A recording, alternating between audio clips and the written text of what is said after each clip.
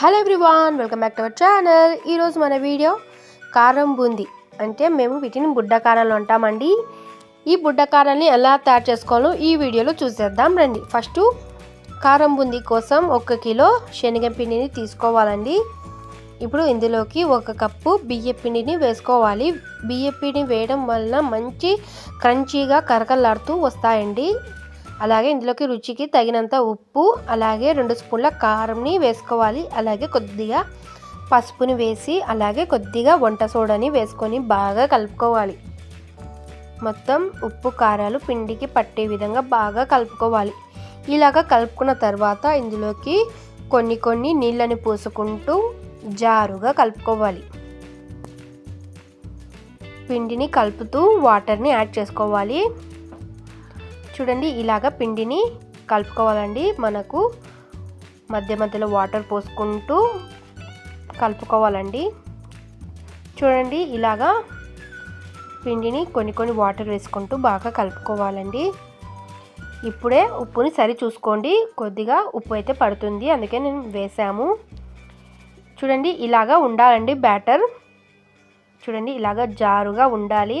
మనకు బ్యాటర్ అనేది రెడీ అయిపోయింది. ఇప్పుడు స్టవ్ వెలిగించుకొని కడాయి పెట్టుకొని డీప్ ఫ్రైకి ఆయిల్ని వేసుకోవాలి. ఆయిల్ మంచిగా హీట్ అయిన తర్వాత ఇలాగా చిల్లుల గరిట ఉంటుంది కదా, అందులోకి పిండి వేసుకుంటూ ఇలాగా రౌండ్గా అనుకుంటే బూందీ పడుతుందండి. మంచిగా రౌండ్గా అయితే బూందీ పడుతుంది. చూడండి, ఇలాగా పిండిని వేసుకుంటూ ఇలాగా రౌండ్గా అనుకుంటే బూందీ మంచిగా రౌండ్గా పడుతుంది. చాలా బాగా వస్తుందండి బూందీ. చాలా బాగుంటాయి, టేస్ట్ కూడా తినడానికి. ఒకసారి ఖచ్చితంగా ట్రై చేసి చూడండి. చూడండి, ఇలాగ పిండి వేసిన తర్వాత మంచి గోల్డెన్ కలర్ వచ్చేలాగా బూందీని కాలనివ్వాలి. మధ్య మధ్యలో ఇలాగ కలుపుకుంటూ బూందీని ఫ్రై చేసుకోవాలి. చూడండి, బాగా చక్కగా రౌండ్గా అయితే బూందీ వచ్చింది. ఇలాగా కలుపుతూ మంచిగా బూందీని కాలనివ్వాలి.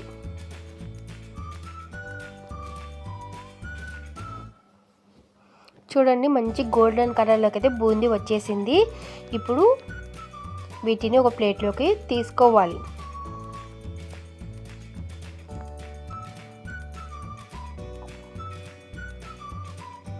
చూడండి, ఇలాగ తీసి ఒక ప్లేట్లోకి వేసుకోవాలి.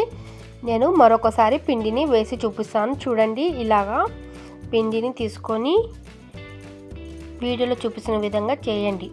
చూడండి, ఎంత గుల్లగా మంచి రౌండ్గా అయితే వచ్చాయో. ఇలానే మిగతా పిండిని కూడా బూందీని వేసుకోవాలి. చూడండి, ఇలాగా ఫ్రై అయిన తర్వాత ఒక ప్లేట్లోకి తీసుకోవాలండి. మిగతా ప్రాసెస్ కూడా సేమ్ ఇలానే చేసుకోవాలి. చూడండి, పిండి మొత్తం అయిపోయింది మాది. ఇప్పుడు ఇందులోకి 1 కప్పు పుట్నాలు, అలాగే 1 కప్పు పల్లీలు తీసుకోవాలండి. అలాగే 2 గడ్డల వెల్లుల్లిని తీసుకొని ఇలాగ పొట్టుతోనే కచ్చా పచ్చగా దంచుకోవాలండి. ఇప్పుడు అదే నూనెలోకి పల్లీని వేసుకొని లైట్గా ఫ్రై చేసుకోవాలి. చూడండి, ఇలాగ పల్లీలు మంచిగా ఫ్రై చేసుకోవాలండి. లో ఫ్లేమ్ పెట్టి పల్లీని వేయించుకోవాలి. హై ఫ్లేమ్ పెడితే ఎక్కువ మాడిపోతాయి కాబట్టి లో ఫ్లేమ్ మీదనే పల్లీలని చక్కగా వేయించుకోవాలి. చూడండి, పల్లీలు చక్కగా ఫ్రై అయిపోయాయి. ఇప్పుడు బూందీలోకి పల్లీలని వేసుకోవాలి. అలాగే ఇప్పుడు వెల్లుల్లిని కూడా లైట్గా ఫ్రై చేసుకోవాలండి. చూడండి, ఆయిల్లోకి వెల్లుల్లి వేసాం. లైట్గా ఫ్రై అయిన తర్వాత ఈ వెల్లుల్లిపాయలను కూడా బూందీలోకి వేసుకోవాలి. ఇలాగా వీడియోలో చూపిస్తున్న విధంగా ఫ్రై చేసుకోవాలి. చూడండి, లైట్గా ఫ్రై అయిన తర్వాత ఇప్పుడు ఈ వెల్లుల్లిని కూడా బూందీలోకి వేసుకోవాలి. అలాగే ఇందులోకి పచ్చి కరివేపాకు ఫ్రెష్ది వేసుకోవాలండి. ఫ్రెష్గా ఉంటేనే బాగుంటుంది కరివేపాకు. చూడండి, కరివేపాకు కూడా చక్కగా ఫ్రై అయిపోయింది. ఇప్పుడు ఈ కరివేపాకును కూడా బూందీలోకి వేసుకోవాలి.